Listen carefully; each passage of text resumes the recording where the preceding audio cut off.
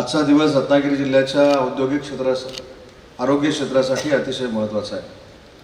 कारण मला असं वाटतं की ॲम्ब्युलन्स दिल्या म्हणजे आमची जबाबदारी संपली नाही, तर त्या ॲम्ब्युलन्समध्ये रुग्ण जाणार नाही याची जबाबदारी आपण सगळ्यांनी घेतली पाहिजे। कारण ॲम्ब्युलन्स आपण देत असतो, आता आपण स्त्रियांच्या आरोग्यासाठी काही इन्स्ट्रुमेंट देखील दिली, परंतु याचा कमीत कमी वापर झाला पाहिजे।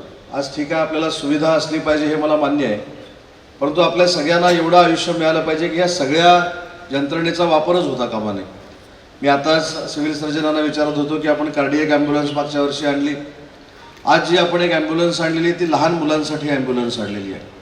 म्हणजे जन्मलेली मुलं जी मला असं वाटतं की 9 महिन्याच्या अगोदर जी जन्माला येतात त्यांना देखील आयुष्य सुरक्षित मिळालं पाहिजे, म्हणून कोकणातली पहिली ॲम्ब्युलन्स आज रत्नागिरी जिल्हा रुग्णालयामध्ये दाखल होते, याचं मला मनस्वी समाधान आहे। पण हे समाधान होत असताना माझं असं मत देखील आहे की त्या ॲम्ब्युलन्सचा उपयोग नाही झाला तरी चालेल, ती तशीच ॲम्ब्युलन्स वर्षानुवर्ष पडून राहिली तरी चालेल, एवढी चांगली प्रकृती आणि आयुष्य आपल्या सगळ्यांना मिळालं पाहिजे।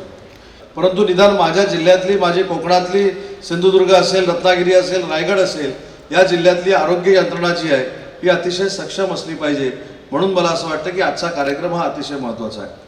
अजून आपल्या रत्नागिरीकरांना माहिती असेल की गेल्या वर्षभरापूर्वी सातत्यानं बातम्या यायच्या की सिव्हिल हॉस्पिटलमध्ये डॉक्टर्स नाहीत, चांगली सुविधा उपलब्ध नाही, चांगल्या इमारती नाहीत।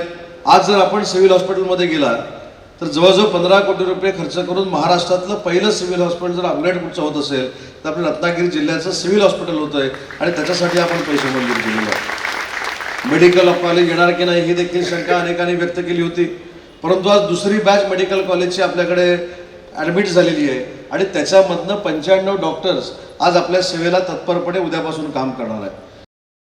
टाइम्स डिजिटलला लाईक करा, शेअर करा, सबस्क्राईब करा आणि बेल आयकॉन दाबायला विसरू नका।